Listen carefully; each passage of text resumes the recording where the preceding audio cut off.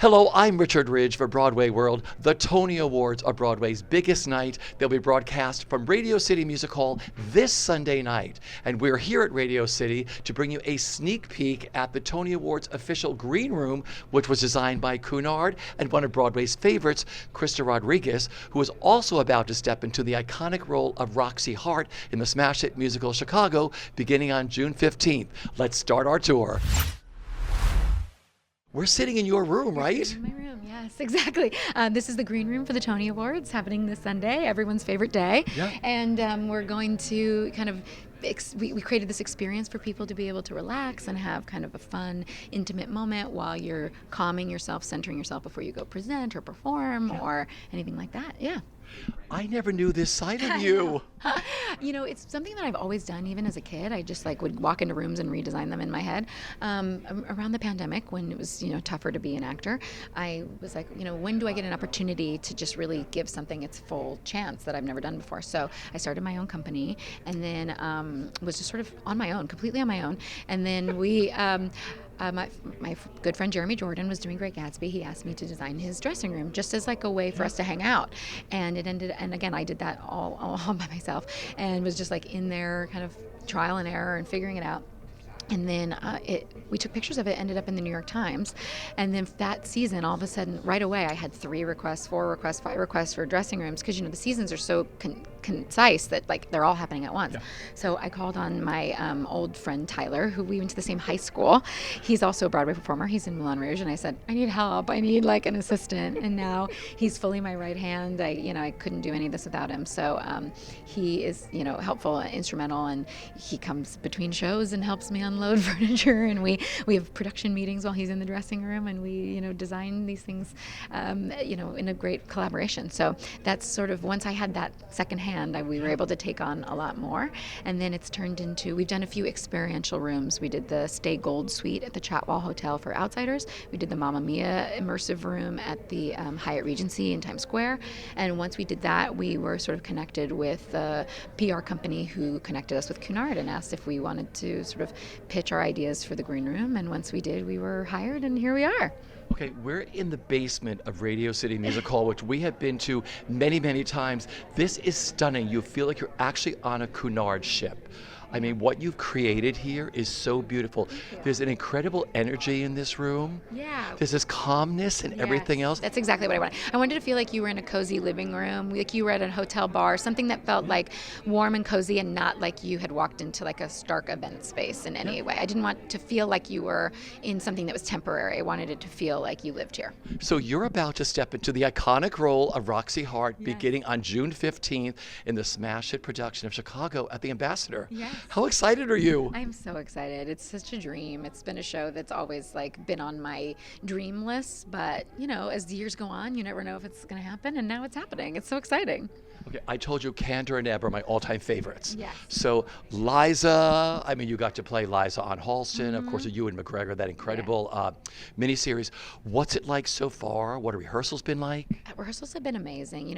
When you step into a long-running show, you never know what you're going to get, and you never know if it's going to be you have to stand here and you have to do this. Yeah. And it hasn't been, the reason I think the show endures is that they let everyone who goes in put their stamp on it. So while that's great, it's also a little intimidating. You're like, I got to put my stamp on it, you know? So they've given me a beautiful amount of time to work on it. And it's just been a real dream come true, and it feels surreal. I haven't wrapped my head around that it's actually happening. I feel like I'm just practicing, and one day, I guess one day I'll put it on stage, which is crazy.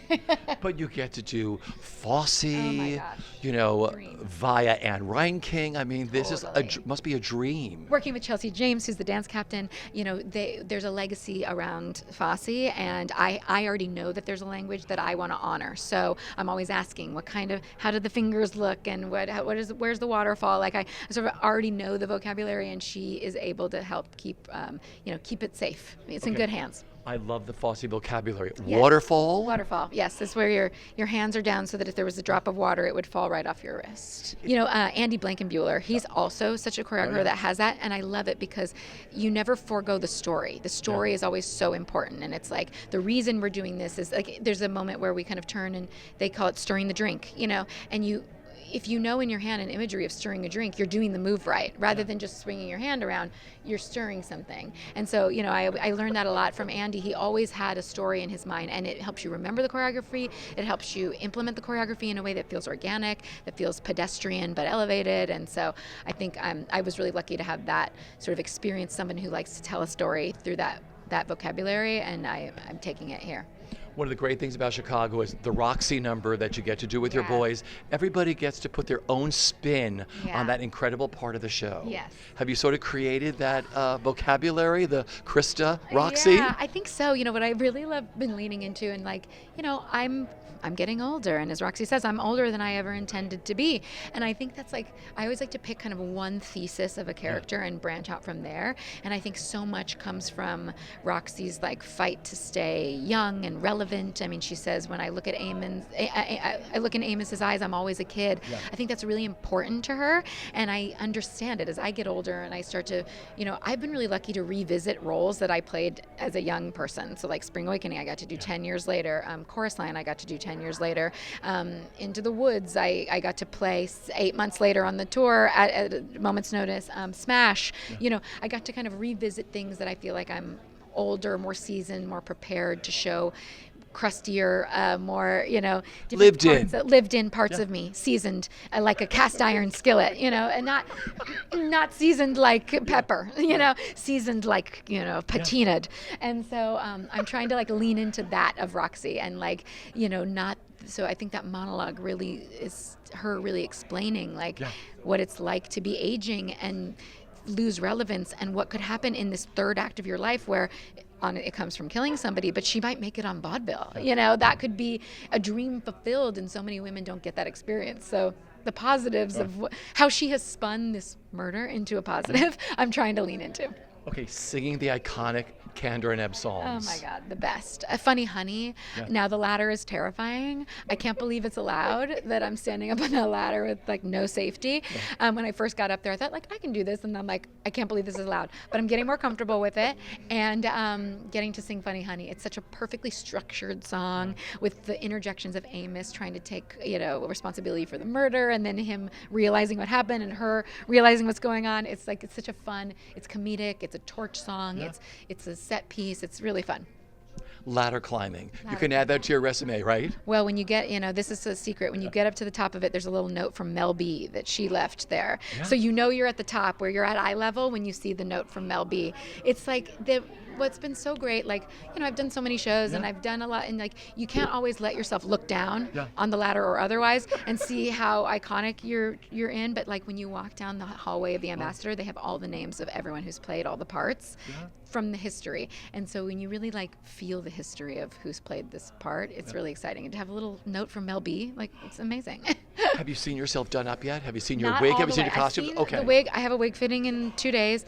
I've had my first fitting for the costume. It's just been it's crazy to step into all the things and really see it. And everyone is at the top of their game at that building. It's really exciting.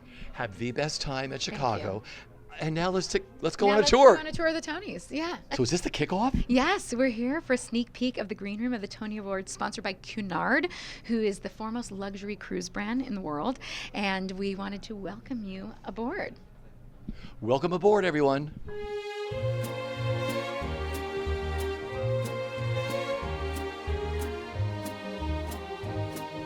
So I'm obsessed by this beautiful little area here. I would never leave it. What are you calling this? We're calling this the VIP area. We want to make sure that someone has a moment to feel a little special in here.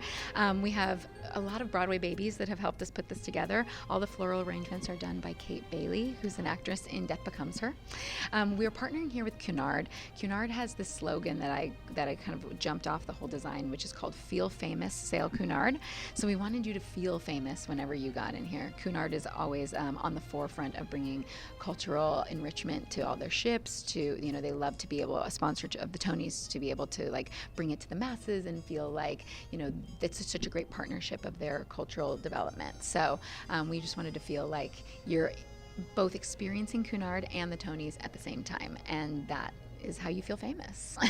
So on this ramp, we had another Broadway baby, Corey Savage, who works at Moulin Rouge. He did all of our interactive pieces. So this is we want you to feel like you're entering the gangway of a Cunard ship, and it has different imagery of old Tony performances. We have performances from Cunard ships. We just wanted it to feel like something that, you were getting to watch. Maybe if you wanted to feel nostalgic about, one of your favorite performances. Or look, we have like captains. We have people sailing, waving at ships as they leave, just feeling like, you're on a VIP experience. Someone else is carrying your steamer trunk and you're entering onto the ship. With a big hat on. Exactly. And a pair of gloves. I said I wanted to feel like when Kate Winslet turns around and says, "It doesn't look any bigger than the Mauritania."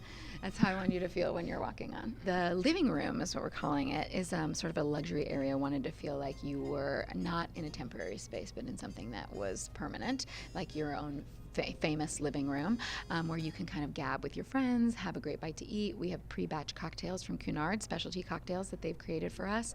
We want you to be, the champagne is flowing, the cocktails are clinking, and you're watching your favorite performances. We have the best performances in the world will be on the CBS broadcast this year, so we want to make sure that we highlight that those will be happening while you're in this room that is also, giving you that cultural enrichment. We have these interactive walls in the living room, which are portals that make you feel like you're really on the ship. And throughout the night, Corey created imagery that makes it sunset. So after a while, the stars will be out, but it'll feel like you're watching a beautiful sunset outside of a beautiful ship.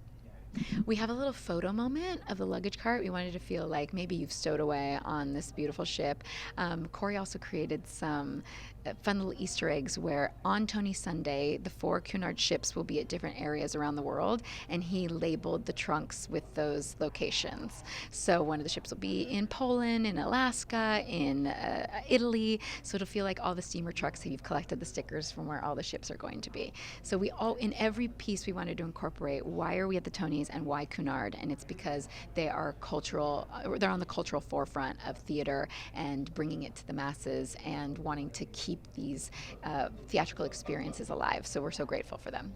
And then the last area is the bar, which also has this beautiful portal that makes it feel like you're looking at a sail away, a sunset sail away, that will also dim throughout the night to feel like you're in the evening. And that's where you can grab your cocktail, see pictures of famous Cunard sail, old passengers, and just sort of feel like you're part of the legacy of both the Tonys, of Cunard, and of Radio City. Well, Krysta, thank you for our beautiful tour. Yeah, of course. And where's everybody going to be on Sunday night? You better be at the Tony Awards, and I hope to see you in the green room.